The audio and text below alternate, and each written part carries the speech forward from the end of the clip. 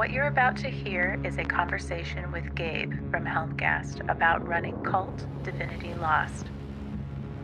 We invited him to share his experience and perspective as a game designer and GM, and to talk through how the game works at the table. This discussion assumes that you, the listener or viewer, have at least some prior experience with GMing role-playing games. We are not presenting this as a step-by-step tutorial or a classroom-style teaching session. Instead, this is a practical, conversational deep dive into mechanics, intent, and how GM and player moves function in actual play. Now, with that in mind, let's get into the conversation. Welcome back, everybody. And this is the Illusion and Horror Con YouTube channel, where we are continuing our GM guide for Kult Divinity Lost. And we will start on a Kult Cosmology primer. With me today is David and Gabe, as usual. So we can, I guess we can go around and introduce ourselves and talk about what we do and what's going on. Start with David. Sure. I mean, by now you hopefully know us. I'm David, and I'm part of the Illusion HorrorCon. And I rather want to take the chance and say thank you for all the great feedback that we received for the videos. Absolutely. Praises and comments, inspirational. And for those people who filled out the questionnaire and gave us topics and ideas to talk about, we will address them. We read all the stuff that was submitted so far, and it will be coming into the show. Just be patient, because we try to keep it somewhat organized and structured, that it makes a cohesive sense. So stay tuned and stay with us. Nice. Well, I'm Gabe. I'm sure you know this right now. I would like to echo David's words.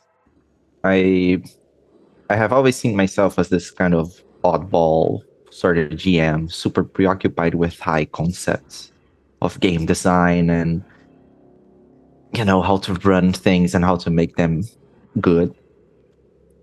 And I always find it difficult to explain how I run games and how I see games, which is, at odds, because I'm a writer now and I write for Kult. But it's nice to see that it resonated with people and I could make myself clear in those thoughts. So thank you for all of the kind words. And I'm happy to know that it helped you run good games, I guess, or at least understand the system. And my hopes for the second season is to show you that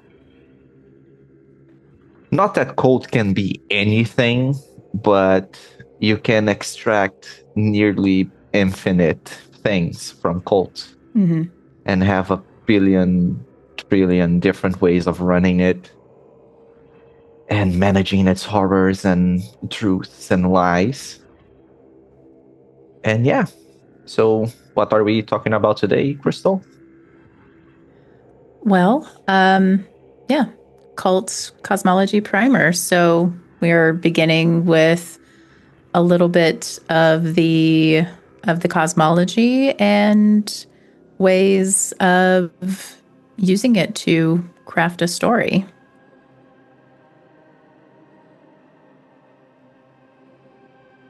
I'd like to begin with a question, I guess, at this point. When you prepare your games and when you run games, how many dark forces do you like to include? So, besides how the do dark you force of a choose? human being. Yeah, how do you choose what you're gonna bring into the story? So for example, I like to choose two main themes, like death and dream, for the current campaign we're playing. And this obviously brings limbo and something about Dream Princess and all that. And I tend to forget all else. So I don't think about Metropolis. I don't think about Inferno. I don't think about anything else, like Underworld. I'm not at all concerned about those higher powers and dark forces and cosmological threads. And I would like to know if you think the same, or do you approach it in a more sandboxy style where anything goes? I'm usually also along the same lines as you. I'm thinking about the main themes that I want to bring to the story, or if I am doing sort of an improv scenario, what are the main themes that the players have told me that they enjoy and they want to play? And higher powers or adversaries in general, I usually don't have any more than two. And if I have two, then there needs to be a really good reason for there to be two. I usually just want to have one. If there's two, they are usually also pinned against each other in some way. And the players are just sort of caught in the middle of their interplay. But yeah, I typically just want to have one and explore the themes within that adversary's scope. Good. And David? I think it actually changed over the last couple of years since I've been running more cults and focusing more on personalized horror of narrative focus on the characters. So over the last years, I would have said I would definitely added one major dark force or antagonist and a minor one that usually creates a secondary conflict, which is still true, but I think the dark forces change to have the internal conflict to be in the forefront. And similar to you, I try to figure out the themes and kind of atmosphere that I want to run during the game and then pick those keywords. And I usually just write down the 3 words and maybe one sentence about roughly where I wanted to go, even if I don't go there in the end. But that is usually enough for me to follow the guidelines of players and their intent of characters to run a story.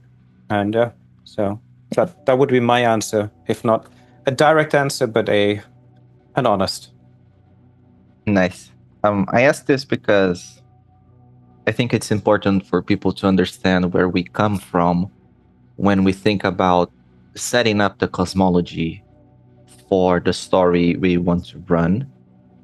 Because there certainly is people that drop characters in world and do what comes to mind. So if they venture into Metropolis, now that's featured in the story. If they venture now into Inferno, now that's featured into the story. And so they continue to move and move and move. But I want to say that we're more focused. we do it more, we have aims and we go there. At least most of the time, I think.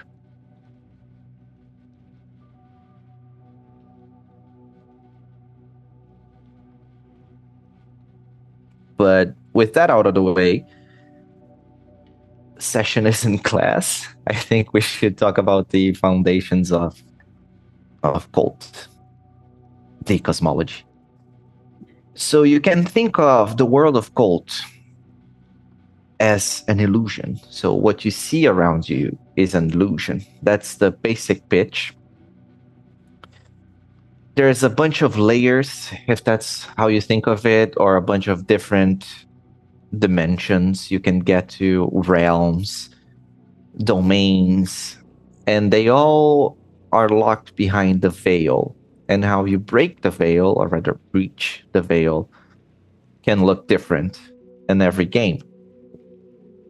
So the illusion is both the principles that govern reality, so the principle of honor, the principle of community, but also lust and compulsion. These are the archons and death angels.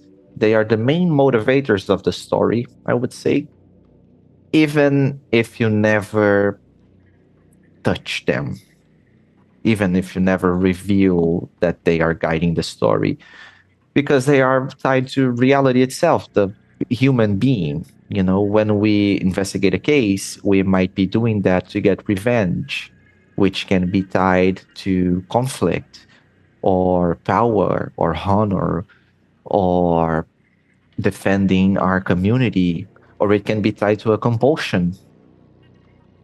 And you should think of the principles as forces of nature almost, in the sense that they manipulate the illusion, not like us humans would, but more like forces, more like gravity pulls things down. The principles are spread and motivate us and motivate the world to change. And the world changes to reflect the principles' will. So it might just be that you are the only aware character in the scene, and all others are super under the influence of honor, and you do something that taints your honor, and everyone will look at you weirdly for not defending yourself like that, for not standing up for your honor or your status or whatever. So that's the principle working. Whether it's conscious, I don't think it is, but you might, or not. And I say this because that's what will guide your story, most likely. The other parts of the illusion are Elysium, which is this fallen world, this cage, this lie we live in. So the countries, the cities, the neighborhoods, time and space, our bodies. Well, body would be another prison, I would say. But the place we live in, it comes with history that shapes what we think of the world. The bodies we have shape our identities and how we see others, and we judge ourselves based on where we live, how our communities have lived, what we've done to other people of other places and other, it all comes together to form this great illusion that can divide or unify us. I highly recommend for people to read again and again and again chapter 12 of the core rules that talks about illusion. It's a different thing than Elysium, but Elysium is part of the illusion. The illusion in play takes many forms.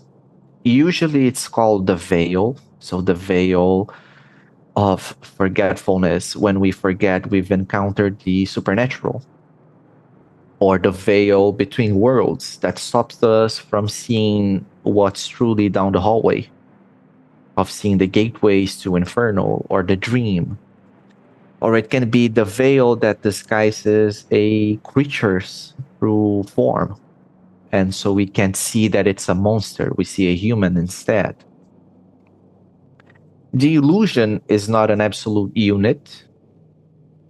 It works in different ways in different places.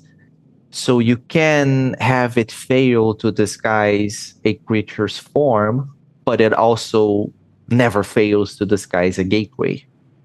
Or it can come undone and you see reality for what it is. But the idea is that you have places where the illusion is strong, or people where the illusion is, like super influences, that would be the sleepers. And you have, this spectrum where it breaks down and slowly crumbles until you come to a point where the illusion has shattered. Cold stories happen somewhere in the middle, where most locations, I would say, have a strong illusion, but then shit goes down in places where the illusion is weak.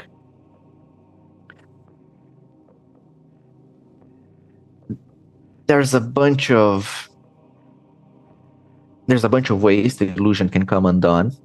Usually it's acts of cruelty, but it can also be scientific breakthroughs that allow you to peer beyond the veil.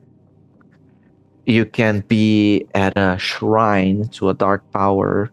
You can be going insane, not in the mental illness sense, but in the sense of madness, that your soul begins to, get uneasy in the cages of your mind and see patterns that others don't see. It is not mental illness. It's more like you see reality and others think of you as insane. Other gateways would be dreaming, dying, becoming so obsessed about something that it shapes the world around you. It can be tied to sexuality when you venture into the Hellraiser-ish regions of pain and pleasure, or it can be about body modification, that you begin to express your true self, your true divine self, and then you're drawn into places and drawn towards people where delusion doesn't have much hold on. Which brings us to the Borderlands. And the Borderlands are places where delusion is weak, but also where other worlds and dimensions bleed into Elysium or our minds. So it's not necessarily where delusion has shattered, but can be. So the Borderlands, they are affected by the principles or higher powers, I would say, because it's not only the principles, but it can also be a dream prince. It can be the force of She Who Waits Below, if you read the Underworld chapter. So higher powers have this greater hold and influence the Borderlands a bit more. And it might just be that the Borderlands of the illusion doesn't exist in Elysium. You take a turn, like a strange turn in an alleyway, and you find yourself between like New York and Metropolis. Or you find a wormhole that connects New York to London. Or you find a place where dreams play out in the waking world. Or you find a place where emotions take physical form, and your madness, the expression of your divinity, literally spawns creatures to hunt you down because you're so afraid of being trapped again that this thought, weird as it can be, just materializes and wants to kill you now. The Borderlands are usually a physical place, but it can be a state of mind for those of us in the Borderlands of passion, so obsessed that you cannot even go into places where delusion is strong. You don't have this energy to go to a sunlit, busy downtown park. You don't want to be at Starbucks. You want to be at your home studying and experimenting with weird stuff. So it's always good to think of the Borderlands as a place. But for those of us, that are more unstable, it can be how you see the world. It can be that I don't see the illusion at all. I don't see Elysium. We live in the Borderlands where the building looks like one thing to me and something else entirely to you. And what shapes the Borderlands are Limbo, Underworld, Inferno, Metropolis, Gaia. It looks different and has different flavors in each of those places. These flavors are fully explored in the Illusion and the Borderlands book, but the core rules do give you a sense of what it can look like. you really can't go wrong. You just have to have a weird illusion working, like a crumbling illusion. And I guess that's it for the very down to the basics of Kult.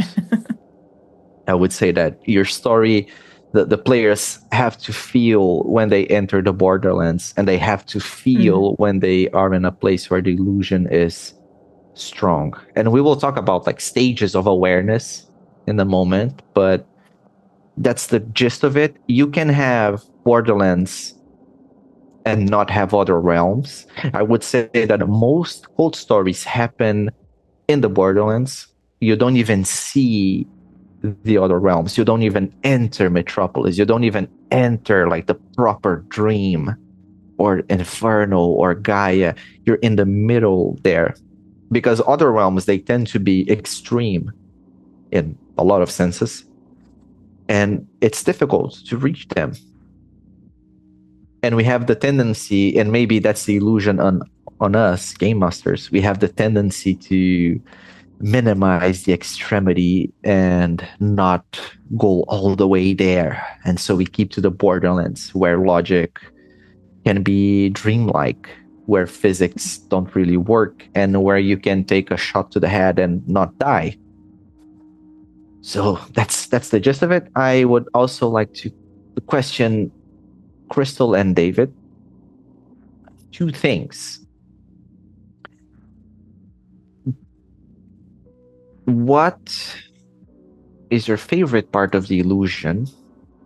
How do you like to get into play? I would also like to know, within the same question, if you ever reference the illusion in your narrative, or the Borderlands for that matter. And how do you treat the veil in general? How do you, if you ever let players peer through the veil, like see through the illusion without rules? If you like to hammer down the idea of places in the Borderlands and get them, like, make them super clear that the illusion is failing, or something. How do you use the illusion in Borderlands in your games? And then we can move to other realms, I think. But it'll be, and no promises here, but it'll be more condensed, because they are beasts of their own. I mean, the Metropolis, the upcoming Metropolis book will be huge, and it will be difficult to tackle them in like a 15-minute stretch of this episode. Just gonna have to read the book. Sorry. So I don't mention the illusion in my games at all. It's really all just feelings and atmosphere. I like to have sort of status quo scenes initially when I start a scenario, when I start a story. What are people doing on their everyday lives? What's happening? What is happening when the machinery of the illusion is working correctly for those players, for the player characters? And then you start to get into how the machinery of the illusion is breaking down. And I guess depending on the story, I often forget to have players see through the illusion, and I kind of just have them go there or see through it, or if they're going to a particular place where I know the veil is then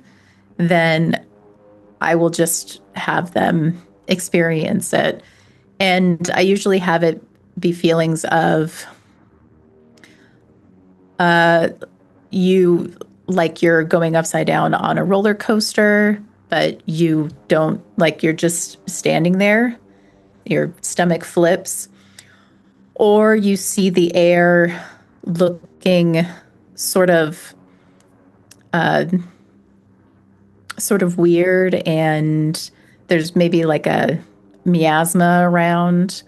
Maybe you see the air around you kind of sparkle or some sort of other phenomena. It feels heavy. It feels hard to breathe. And then suddenly it's okay, but then it's not. You still feel strange. That's generally how that's generally how I approach it. Nice. And David? I was just thinking about this. I think a lot of how I portray the veil, the illusion, and so forth comes from inspirational media that I consumed over the years. Well, obviously, Clive Barker, Hellbound Heart, or Books of Blood. Books of Blood are a fantastic description of the veil just shortly crumbling. Also, given that I'm running the Black Madonna, and Martin and I are talking about it, I think throughout that I learned also a lot about how places of pain and suffering influence just the being thinning the veil. And I do appreciate and I love these places where just the veil is thin due to either higher power influence or due to past suffering and pain. I mean, Books of Blood has this beautiful, simple narrative where the attic in a house, kind of like the dreams in a witch house, the angles of the room seem weird and you hear voices, and it is just fantastic because of the story that happens there, and it's well written in a condensed form, so you can utilize that. But yeah, the things that I take over is also similar to Crystal. I often less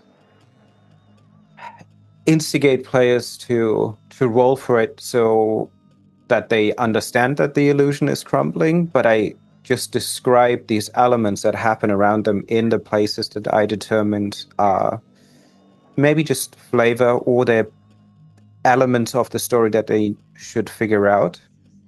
And so I love these little scenes of like somewhere in the bathroom or the kitchen, they drop something, and as they bend down to pick it up, they hear there's something behind the wall, like a clicking noise or like the sound of ropes moving along. And if they move a couple of things, they see like a cockroach just disappearing like into the wall, between the wallpaper or something. It's unclear. But when they peel it off, there's just like this void blackness with somewhere in the distance something turning, something large, or add these little kind of strange incidences that could have been just like, oh, I bent down too fast and now my head is spinning and I feel weird. But yes, I try to keep off the direct mentioning of the illusion breaking. I did have NPCs or drunken vagrants call out that it's all an illusion, it's all a lie, don't believe what you see. And it was kind of this, depiction of, well, of course it is not, but then is it not? And which one is the true world that they see? So, yeah, I think media, or what I just recently watched Silent Hill, a beautiful movie for having these imageries of changing of a room from one to the other. And I think it doesn't have to be as strong as this, but it can be on the descriptive power of it. Yeah, As I we also like to think say, always be stealing. Yeah. I also think that Silent Hill is perhaps one of the best examples to see the illusion at play. Not that, it was written based on cult, but you can clearly see when the character is in the Borderlands and when he enters the other realm. That many would say it's Metropolis, many would say it's Infernal, many would say it's the Dream. And I think that's the beauty of Kult. You can twist it in a way that serves your concept. It's a purgatory of that little girl. Yeah, can be.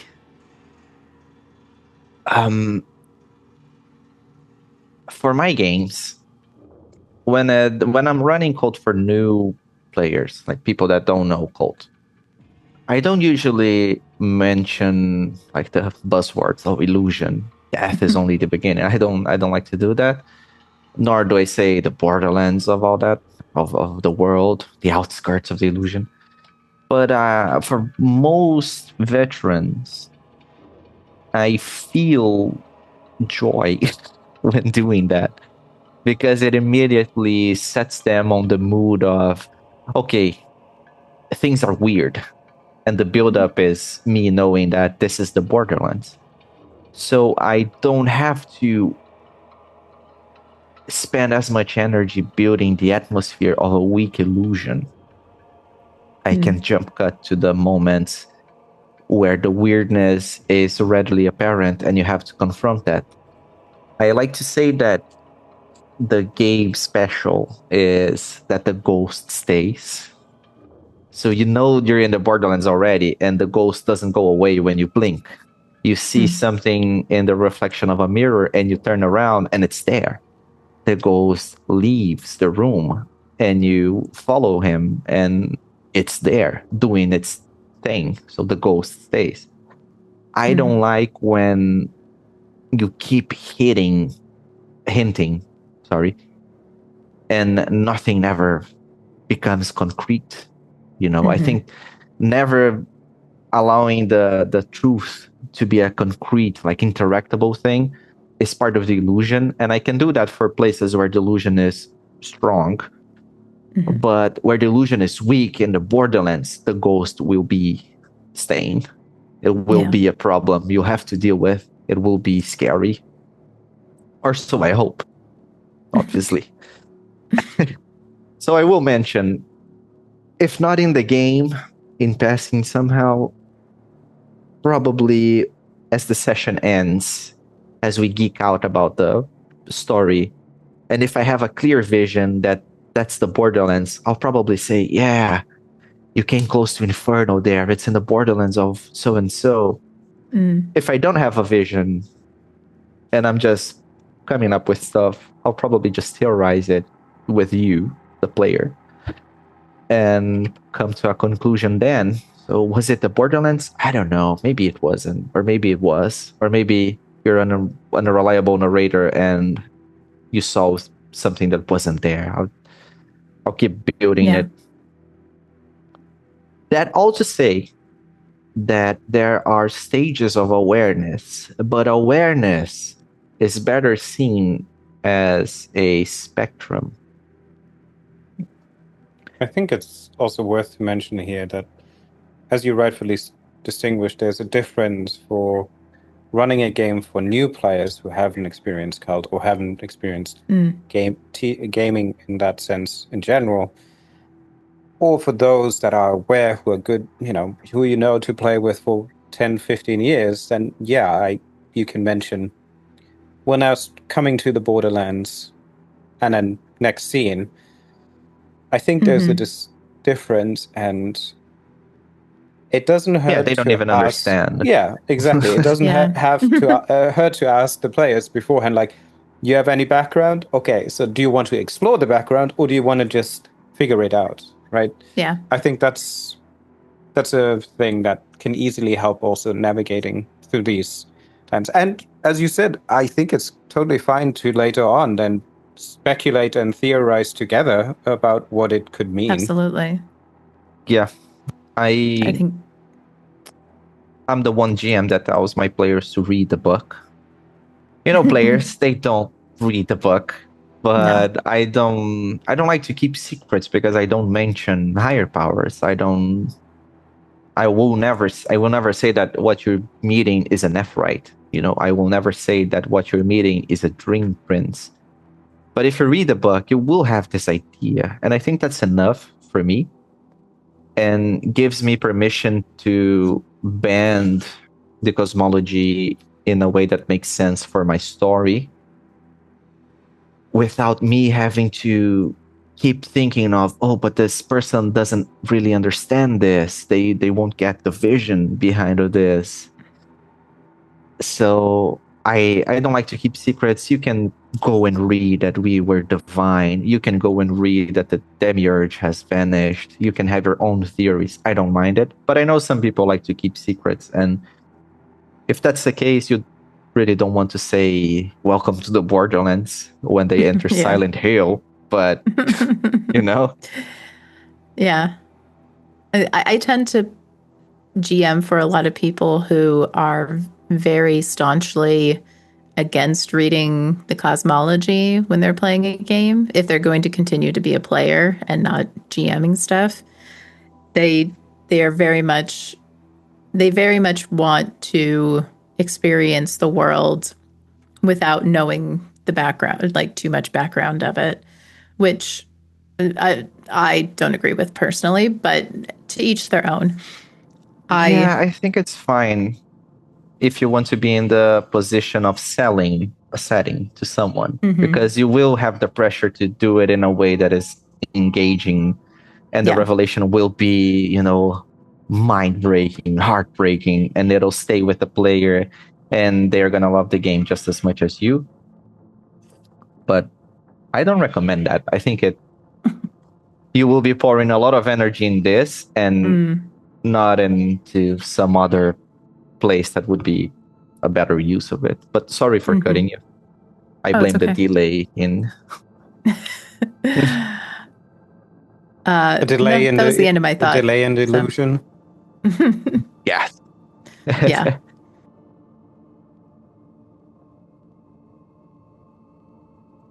You should see awareness as a spectrum, in the sense that it is difficult to be at the extreme end of the spectrum where you see that there's an illusion. You see the reality beyond death and passion and madness, and you have this overview of the world. It is so incredibly difficult that those that reach this stage, you can consider them to awaken because they already know everything. They have unlocked all the secrets. Most of us will be in the, I would say, colder end of the spectrum, where we are the sleeping masses. So we will have our own theories and history and memories, and these are ripe for the reshaping of the illusion, So we might see the truth. We might see something slip out of a person, through the mouth, like a full creature crawling into the world through this person. And we will see that. And then the illusion will implant a memory in us of us awakening. So you awake in a jolt. You are never sleeping, in the sense of going to sleep. But you remember waking up after seeing that. So that must have been a dream, right? Sleepers are like that. They still experience some stuff, but they rationalize it in a way that makes sense for the worldview that they have subscribed to. So a more superstitious, like religious, something akin to an occultist, might have their own theories about the thing that crawled out of the person's body, but it might just be that if this is too much to rationalize, the illusion will make you forget. Otherwise, I think plenty of people have experiences with disembodied beings, with wraiths and other kinds of apparitions, They have their own stories about stuff that go bump in the night. You know, you can talk to your neighbor, ask if they have any ghost stories to tell you, and they will have. But they will explain that through different means. To some, it'll be mental illness. To others, it'll be an actual ghost, you know, of someone who has passed. To others, it'll be a demon. To others, it'll be drugs. To others, it'll be sleeplessness, or you've been sleeping too much, or you might be slipping into, you know, depression again and seeing things that validate something. You know, it'll always have an excuse, an explanation. And the illusion can implant doubts, and that's, you know, I would say the largest chunk of it is to keep us doubting things in a way to keep us divided. But there will always be something for the sleeper to believe and cling to. And yes, there are sleepers that are occultists. They have dusty tomes with some kind of ritual in there. They believe in their own false gods and entities, and they play pretend, you know, as we see them, with pacts. And they believe to be affecting the world when they burn candles and when they sacrifice something to some kind of entity. So they have those things. It's been happening. Occasionally, they will be doing the right thing and seeing the inconsistencies of the world. But the awareness comes at this moment where you realize things might not be as you think they are. So you might have something that you cannot explain yet, but you probably want to find the reasons behind the event, the truth behind the event. For Kult, this is usually the dark secret, or should be. So when you set up the story and when you choose a aware archetype, you will have a dark secret from the get-go. And the story will likely be around that, but we'll get to the setting up the story bit shortly.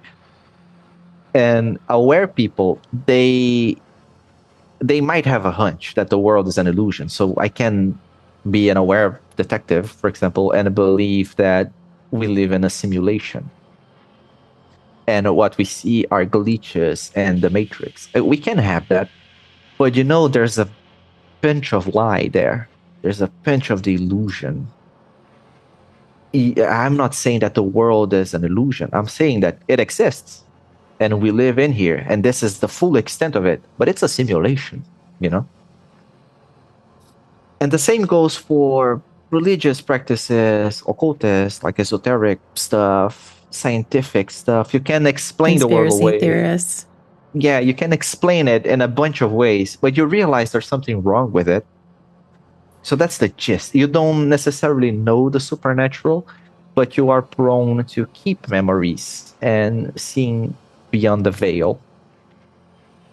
This doesn't mean, again, that you will always see through the veil, the illusion. You will always find yourself at the borderlands or another dimension, but there's a chance you might, you know? And also there's a chance that you might fall for the illusion again, that you will find a sufficiently pleasing lie to believe in, and you will soon, you know, begin to rationalize the world again and, you know, fall into the sleeping state.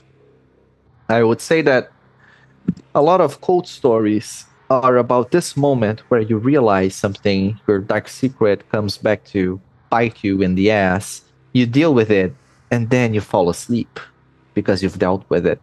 And you don't even truly remember what happened, but you have some key things you can't forget. The other half, you remain changed by the revelations forever. And then there's the hotter end of the spectrum of people that we call enlightened, that are the disciples of the higher powers, the herald of the powers. They are the magicians. They are the cursed and blessed agents of, higher beings, the jailers, the people that, craft and spin the threads of reality.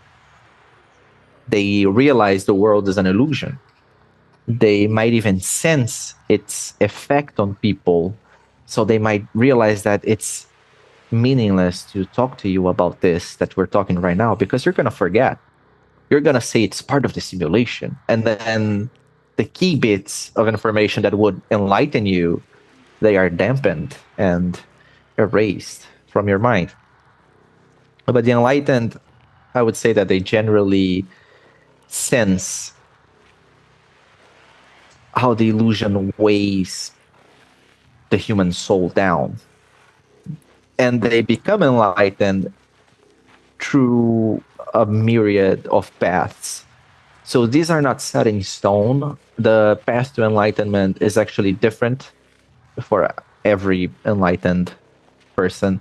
It might just be that you are a deceiver and you struck a pact with, I don't know, a Reside, and now you see the world as it is, and you can draw upon, powers of Inferno to affect reality in some way.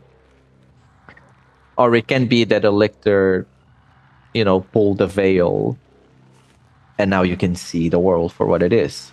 Or you have been crowned as a disciple of a principle. You have returned from Inferno changed, and now, you do things. Or a dream prince has revoked the illusion's power over your perception of reality. So you can't affect it magically, but you see shit, So you are, steering towards enlightenment. But full enlightenment, I would say it's the perception of the illusion. And I like to explain it as an enlightened person is like an adult seeing children play pretend on the playground. And how they cry for some, they believe to have been hurt some way, and they cry.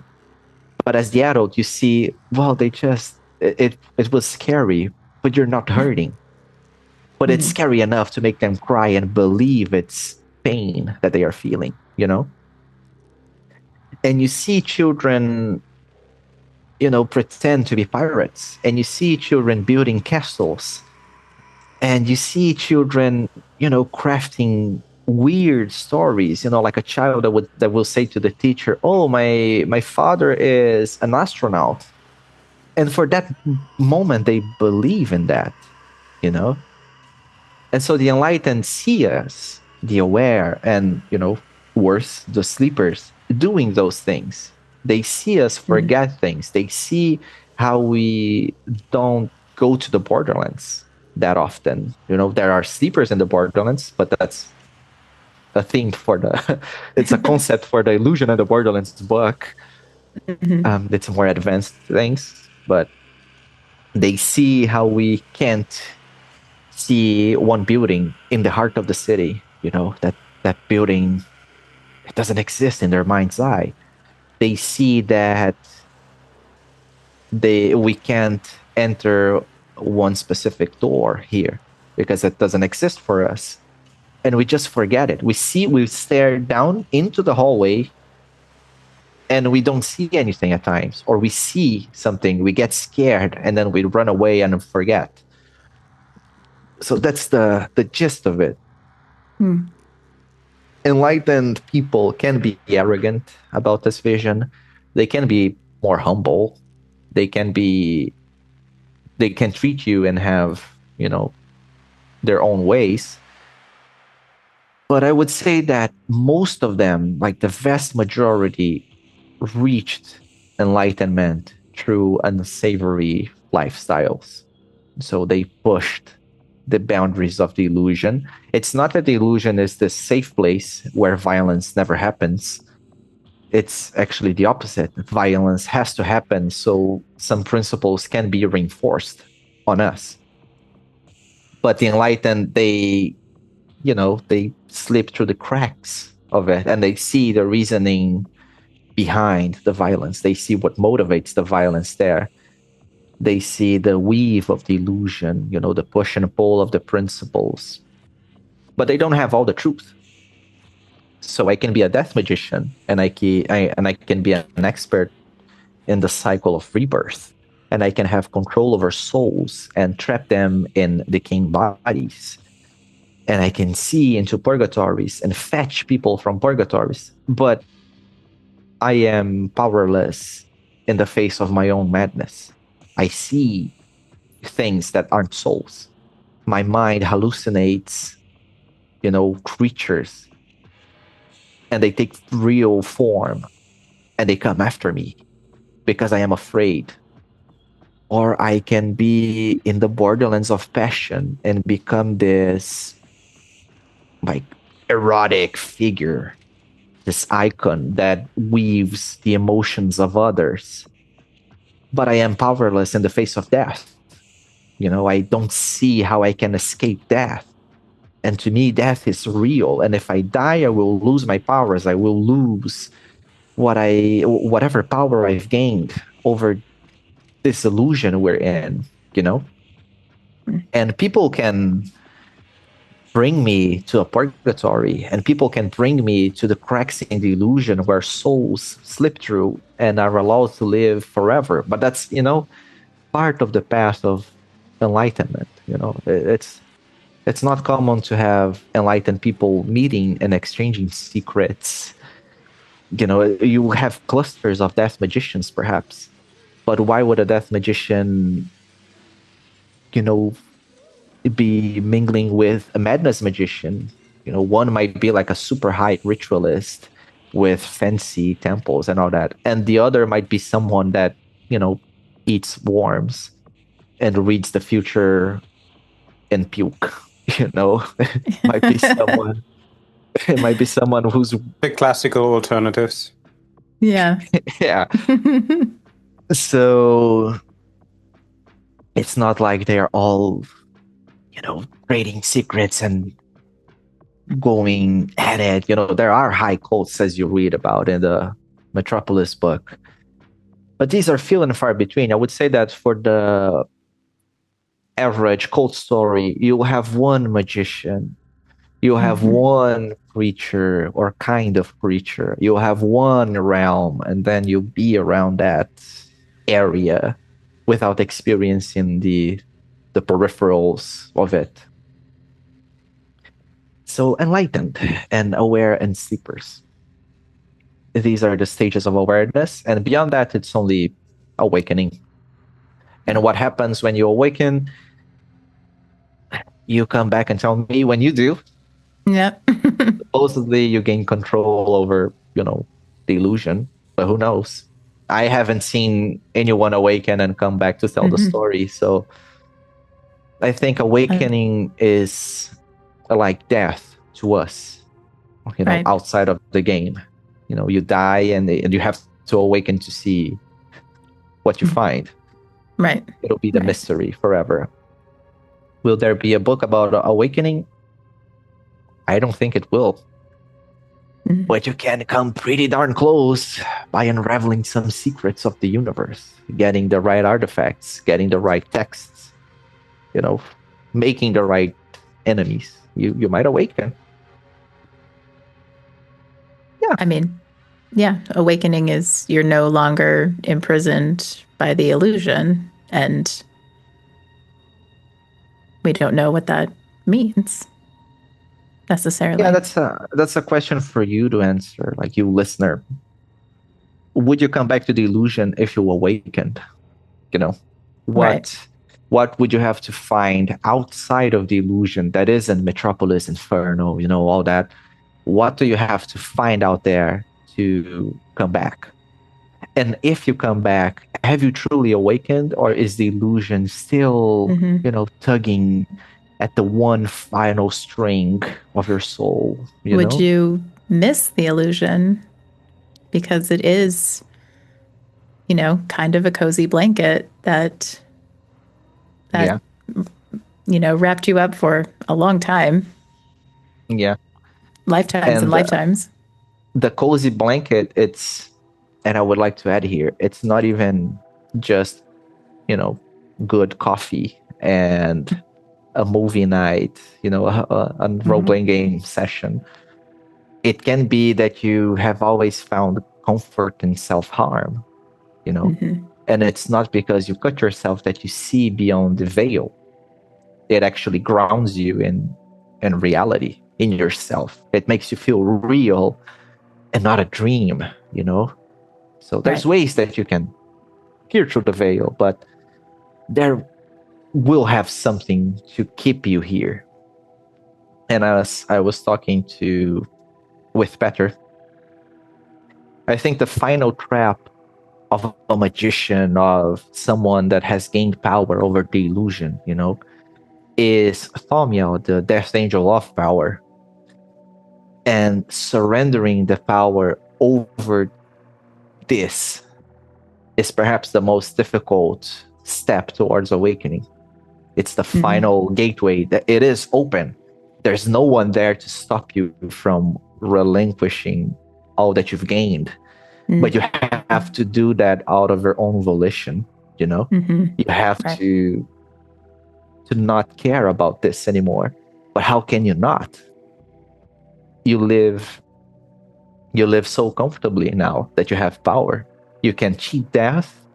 You can control your and others' madness. You can weave passion. You can create spaces. You can pluck, real places out of the dream and place it into the waking world, into Elysium.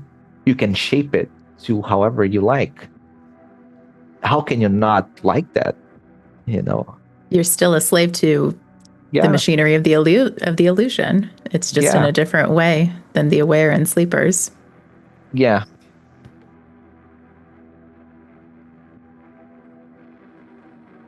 The way magic works in Kult, and I know everyone asks about it, and it'll be for a future book, yada, yada, yada. You know that already. But the way magic works in Kult is that you find the keys to change the illusion, to change how it works and how it affects us.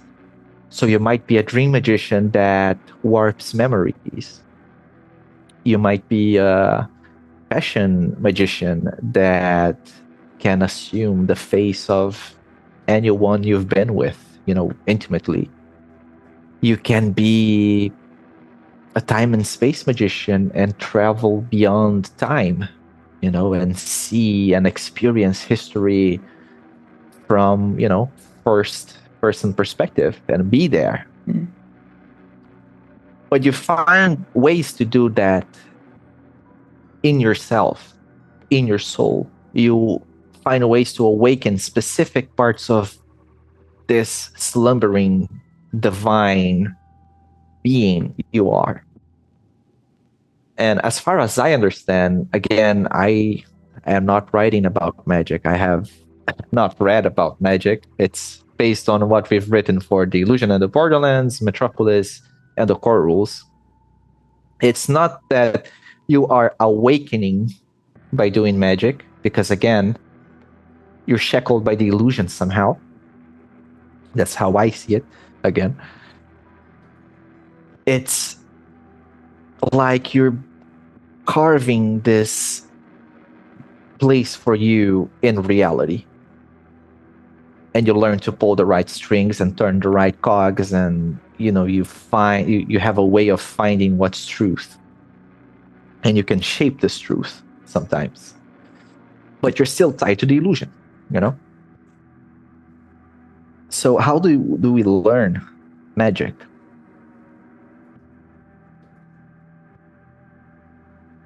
The Illusion and the Borderlands book, it presents the idea, and it's already part of the core rules, if you look at it. The illusion is crumbling. And what it looks like is, we could say that more and more people are reaching different states of existence. So having sleepers living in the Borderlands and seeing that as a reality is, not optimal, I would say, for the machinery of the illusion. You want them to be in Elysium and not in the outskirts. of the illusion. But, more and more people are realizing, the higher forces at play. More and more people are unlocking, the secrets of old texts, are walking into the borderlands, are seeing, the truth about illusion, the truth about themselves. We are seeing now people that aren't bound. I say that as a large, world phenomenon. We are seeing people not be bound by identity anymore. They see themselves in the mirror and they change. They see themselves differently every day because they want that. They are not bound by gender norms or the protocol of adult life of finding someone and having kids and then dying, They are walking beyond those lines. Is it the only way to achieve enlightenment? I don't know. It's up to you. But I would say that to do magic, you have to walk outside of the current of the illusion. You have to do different. You have to have a different lifestyle. You have to believe things so much that the illusion loses hold over you. You have to fight to remember. You have to fight to awaken this thing in you, this divine insight. And you have to mingle with people that, aren't that safe to be around for a multitude of reasons. You have to be their friends. You have to talk to them. You have to expose yourself. And that clashes with the comfort zone. I would not like to say safety of the principles, but it's comfortable to believe that we have to find a community. So that would be being the Archon. Or that we have to have hierarchy, or that we have to walk beyond the community. That would be exclusion, for example. We have to be alluring and pleasing to others, Tifraf. Yeah. So you have to be beyond the principle somehow. But how do you do that? How do you live a life outside of that? And then you might get to a point that you awaken because you're so unshackled by everything that, And then magic is flavored by how you discover it. So did you discover it through in a campaign, let's say, that focuses on Gaia? Or have you discovered it in a campaign that focuses on Metropolis? Or have you discovered it through secrets that you found in the underworld? Those things shape how you do magic. Right now, the only way to do magic is to perform a ritual from the Death Magician archetype, or dabbler in the occult, or maybe cult leader. But I would say that most of your magic should also be about seeing through the illusion. So you can craft rituals that, or not craft because you're not a magician, but you can find rituals that allow you to see through the illusion. Like, I take drugs and I pray and I self-flagellate, and then I walk into the darkness with a blindfold, and when I take it off, I see the world as it is. Road to see through the illusion. This is not enlightenment, but I can say that it's part of the path towards enlightenment, finding the right rituals, finding the answers to some of your questions and all that. And so you move in the spectrum. Yes, that's it for stages of awareness. Mm-hmm. And what I want to leave for game masters here is, when you craft your stories for Kult, when you run your stories, you shouldn't place the player characters or any character in a set meter of awareness. I like to measure it from 1 to 10, but it's not ideal. You have to see them as somewhere in this cloud of possibilities, like one particle in the cloud.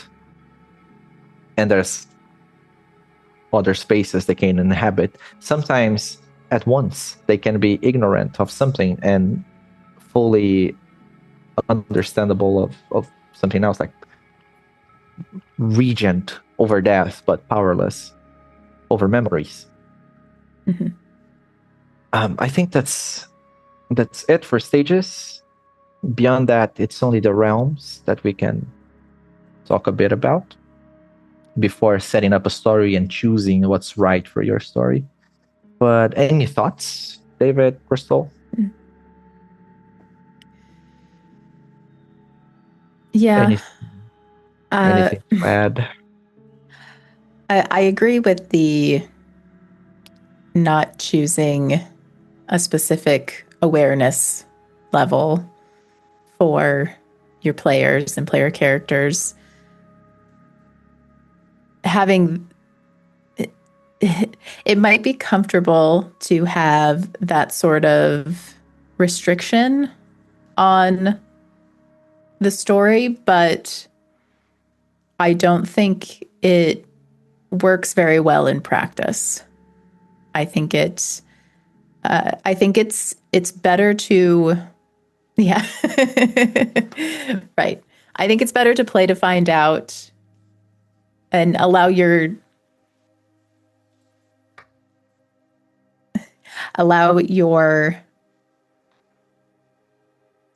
players to explore their own characters.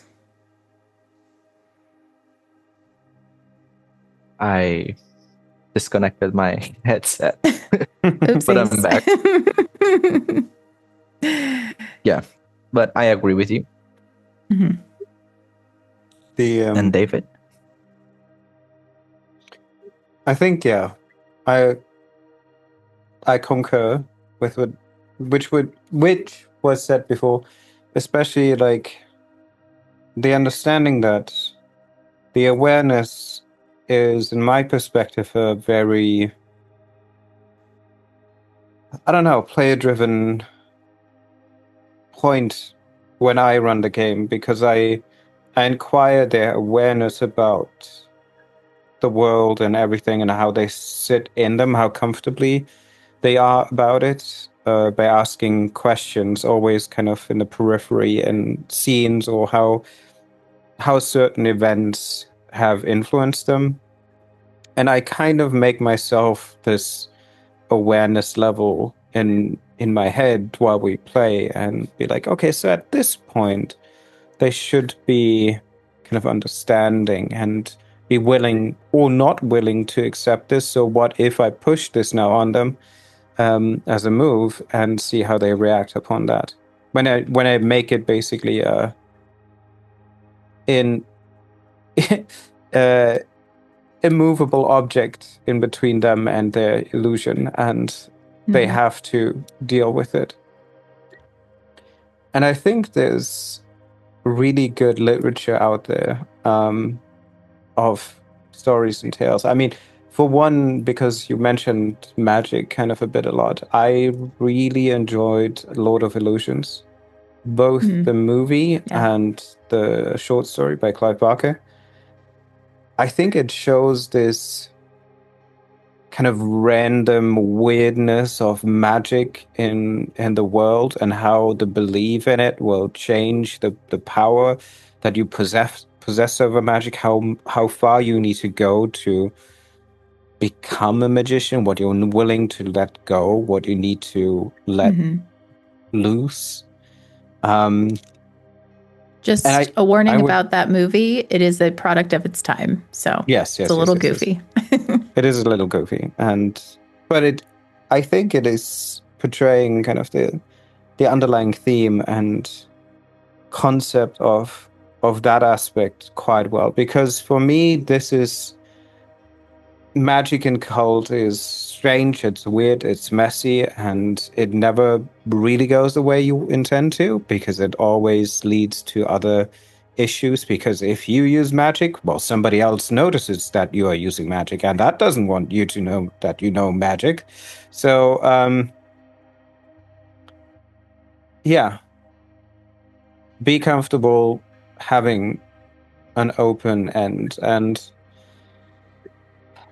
I think we mentioned that earlier, that you don't always have to start as a sleeper you can just dive right in and explore how much a character's awareness is, even if it's more than remembering a dark secret, or not more than remembering a dark secret. So I don't Yeah. think I've ever run a game where the players started out as sleepers.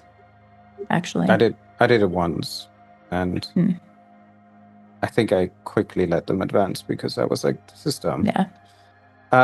Or this is like not what I had in mind for the story after a while, because I realized it's a lot of the things that I want to bring in that are building the story elements were not accessible to them yet. So, Yeah. again, these are, I think the lore of Cult is deep and rich enough that you can make the story you want, you can make the setting you want, and advertise it that way, and just ensure that the players are fine with it and dive right in. But yeah, there is no, I mean, thankfully, due to Crystal becoming aware in the Black Madonna, I actually had my first playthrough with, or multiple sessions with aware characters, and how an aware With characters, enlightened characters, you mean? enlightened characters, sorry, enlightened Mhm. characters are changing the story and how they interact with the world, how they shape the world, and yeah, it was cool and interesting, and I think we had a lot of fun. Yeah, it's a different game Yeah. between sleepers and aware. I would say that from running a story standpoint. For sleepers, you want to be this narrator that presents truths. You know, you want to show them stuff, and they will go through some harrowing experiences and all that. But if you play it by the book, you are discovering your dark secret, either remembering it, going through it, or, you know, that's the gist. And when you run a game to aware characters, this has already been done. You know, they already know some stuff. And instead of presenting the truth of the matter, you know, not the truth, I don't want to say, you know, the full reality of it, but, you know, an aspect of reality. Instead of presenting them that, oh, death is not the end, you know, you begin with, yeah, the man you killed yesterday is back to hunt you down, so let's deal with that. And so you craft the stories around that, around this fact that you've established. And for enlightened characters, I feel like a lot of the stories is to reshape the fact, reshape this truth, or find ways to create a new truth, you know? So you might be someone evading death. You might be someone carving a new type of death. You might be trying to control some high artifact thing that shapes the history of the world. You know, you're trying to establish new things. We have yet to release something about playing enlightened characters. I think that's, well, I can't say for others, but I feel like for me, I think it's a bit of an uncharted territory, because I've run Children of the Night stories, but as established in the Borderlands book, I don't think they are enlightened.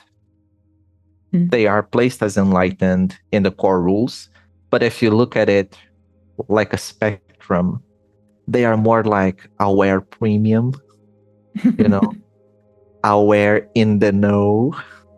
So they experience Max a aware. different, Extra plus aware. yeah, they experience a different illusion than us, and they are aware of the illusion in a sense that the world hates them some way, somehow, but they don't have control over the illusion. You know, they can control people like through inspire, you know, feelings and shape faces, but it's not like they do magic. It's not like they have a say, like a stake on the illusion, like the weave of the illusion itself. Mm. So for me, it's uncharted territory. Petter likes to say that it's more intrigue than the type of action you would get in Aware campaigns. Mhm. I don't know. I like to have deeply personal stories, and even in other games, Vampire, the famous political intrigue game, I tend to gravitate towards personal tragedies and, avoiding certain awful fates. So I wouldn't say that my enlightened campaigns would be about characters sitting with, lictors and deciding the fate of the city. But I Let me guess for ask- Petter, it is more like that.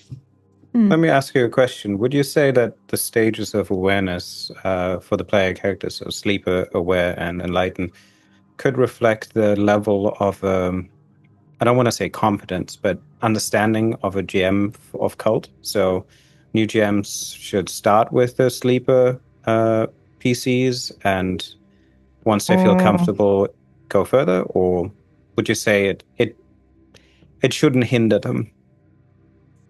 We can go more in depth in a bit with setting up a story, but I would say that you do what feels right for you, but you shouldn't feel hindered. If you read the game and you see a dark secret that says you returned from the other side, and you want to immediately run like a Hellraiser-ish type of story that the character met the Cenobites and he has the box, and he has the secrets, and now he can be like the drifter archetype that he's fleeing. You can just go for that. You do what feels, right for you.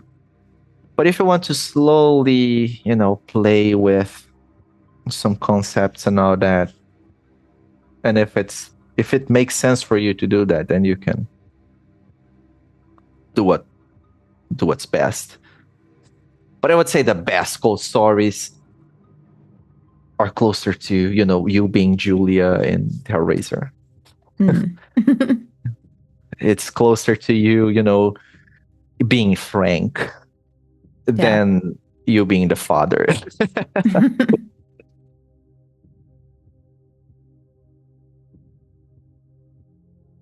We have a bunch of other realms in the world of Kult. One of which is Elysium, part of the illusion. And the others are Limbo, which is the world of dreams. The other is Underworld, that is the deep, the pathways deep beneath our cities. The other is Metropolis, the Eternal City, our original home. Inferno, that is the seat of power of the Shadows of the Archons that have their citadels in Metropolis. And Gaia, the ruthless wilderness, that which was used to weave, Elysium. And just to have a quick overview of them, the dream, it exists within all of us. So we all dream, whether we remember it or not. Some of us have troubles with dreams. Some of us dream as we are awake. Some of us sleepwalk. Some of us have wild dreams, and others have cozy dreams. So it relates to the inner universe of humanity. It is constrained by the illusion in the sense that we dream of what we go through in Elysium, so it's only natural that the same themes, bleed into the dream. But there are ways to step into the dream with capital D, physically. So you can find gateways that will allow you to manifest there. Or you can dream yourself into it and become a lucid dreamer and have some control over dreams. You can think of dreams as, I would say, like onions. in the sense of layers. So the outermost layers are where the outermost dreams of humanity, the most simple dreams are, the fleeting memories, fading dreams. And it all converges inwards towards the vortex. And the closer you are to the vortex, the more tethered the dreams are, or they become, because like a black hole, it sucks shit in and, spills different shit out. And somewhere, between the half of the layers into the core, you will find developed dream worlds, which is a bunch of like amalgams of dreams joined metaphysically to one another by way of theme. So dreams of the forests merge together, as they do in the outer layers, I would say. But in, as the realm of a dream prince, these are sprawling memories, sprawling landscapes. And there's ways to navigate and, dream logic and all that. But each realm is ruled by a different dream prince or princess that you can read about in the, chapter. When you dream, you don't usually go there. You stay in the borderlands of those dreams. So for my favorite one, Yoko Sakai, which is the world of secret rooms and tainted passions. So it's a world about the, passion, the erotic, the fatal relationships, courtly drama. When you have like the wet dreams, when you dream of someone you love, when you dream of, abuse, you can be closer to that dream. And when you walk into red light districts in Elysium, when you find people that play with altered states of consciousness during intimate moments, you are also in the borderlands of that dream. That means you skip a few layers and you might get in there physically, And then there's a theme for everyone in the realms, and the dream princes, they have their own intrigues. The underworld, you have a bunch of layers as well, defined as levels. And at the very, very, very deep, you have the cities of, the humanity, like the part of humanity that was shunned to way deep below. You have the children of the underworld. It's a place that exists beyond the sewers, beyond the underground military complexes, beyond, what can be mapped about our world. You can even say it exists underneath Metropolis, Infernal, all that. It's the underneath layer of reality. And at the very far end of it, you'll find Eclis, which is yet another kind of black hole. It is the void, except it doesn't spit anything out, or at least we haven't seen anything come out of it. It's the total annihilation. And you can theorize about it freely. But you have realms strange and weird, just like dreams, just like Metropolis, Metropolis is the eternal city, humanity's primordial home. We long for Metropolis in ways that is difficult to explain. We build our cities to resemble Metropolis. We dream of it. We are called to it. It exists at the borderlands of our big cities. It might even exist in the middle of it, but we don't see it. You might turn a corner in London and find yourself in Metropolis. You might look at the city, have an overview of the city from your rooftop in Los Angeles. And at the very far end of the horizon, you would see the silhouettes of Metropolis and how it's all ruins beyond Los Angeles until you get there. So there's ways that it can manifest. And it's the place where you find the citadels of the Archons. So Tifrath, Bina, Hesed, Jokma, and I'm butchering the spelling here, as some would say. But it's all there. It's all the citadels, the machine city. In between those, the city of the dead. In the citadels of the Archons, you will find the oubliettes of forgetfulness. It's one of those places that you can go when you die. And Metropolis, it is a thing of beauty, of wonder, and terror. It operates in ways that we have difficulty explaining, but you can read more about that in the book, obviously, but also in the Metropolis source book that is to be launched really soon.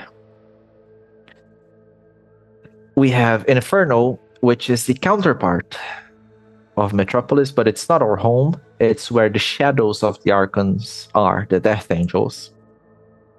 They have the Black Citadels, and this is a place of sublime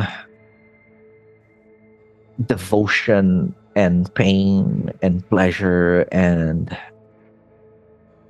all that is awful and good that you can think of. It's a place of mystery, but it's also a place of, where you go to find like the deeper truths of your soul and experience, sensations beyond, what you thought possible. It's also a place of death that you can go where you die and be tortured for countless eternities until you're allowed to be reborn.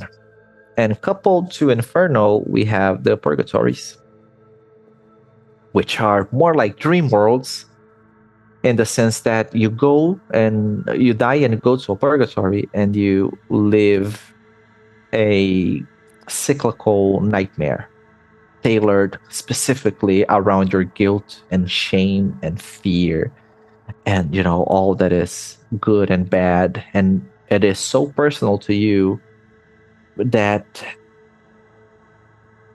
it's difficult even to transcend it in a way. So you stay there for so long until you become a husk and are allowed to be reborn.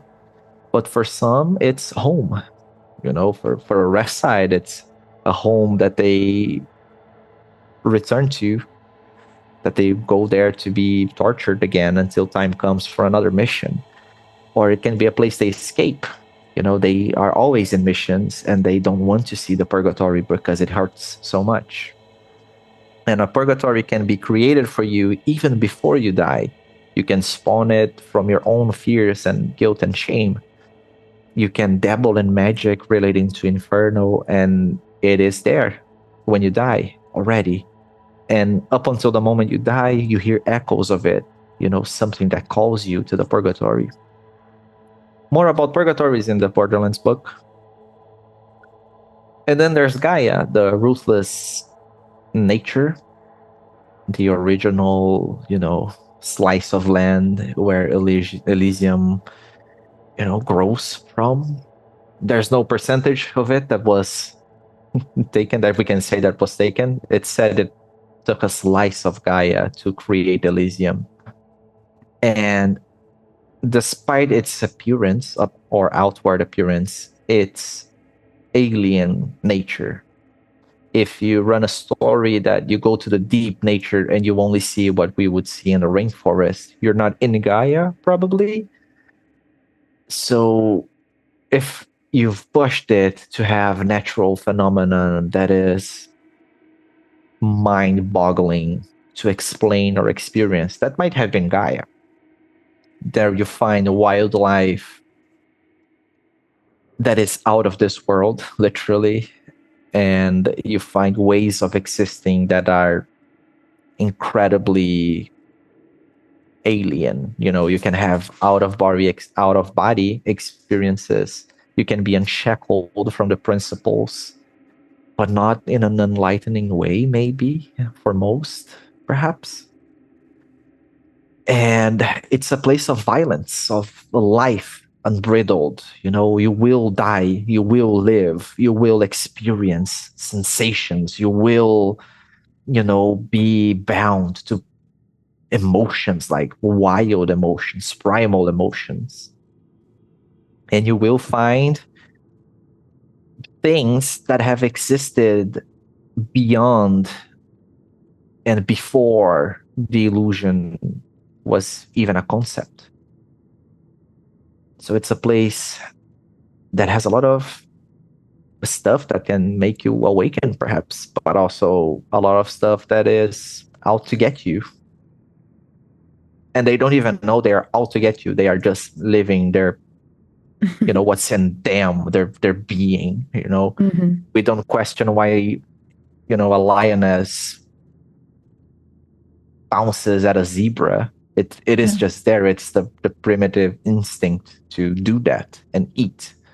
So that's Gaia. It has the primitive instinct to reclaim what was hers, hence why the outskirts of the cities are all woods.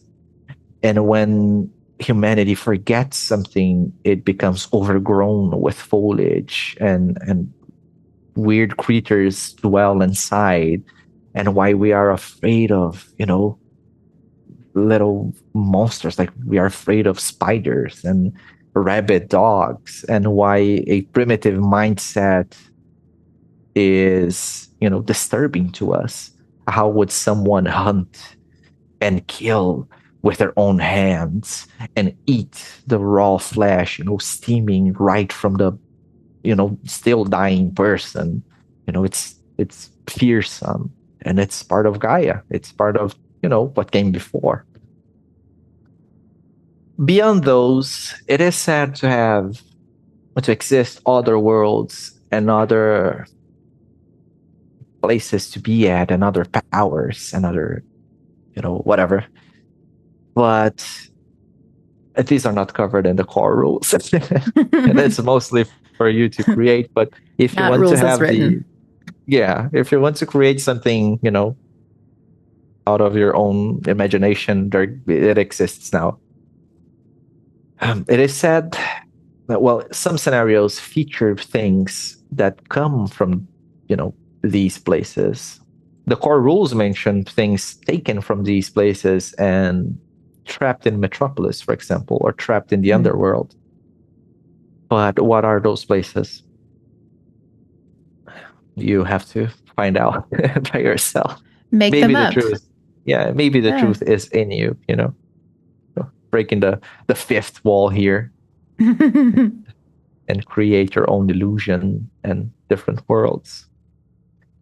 But for the next episode or episodes, we will talk about why you would choose the dream or the underworld or Metropolis. We have glanced at these before when we talked about death, for example. But we can go more in depth, and explain how to warp things in a way that you keep to one of those and focus your story. Keep it grounded.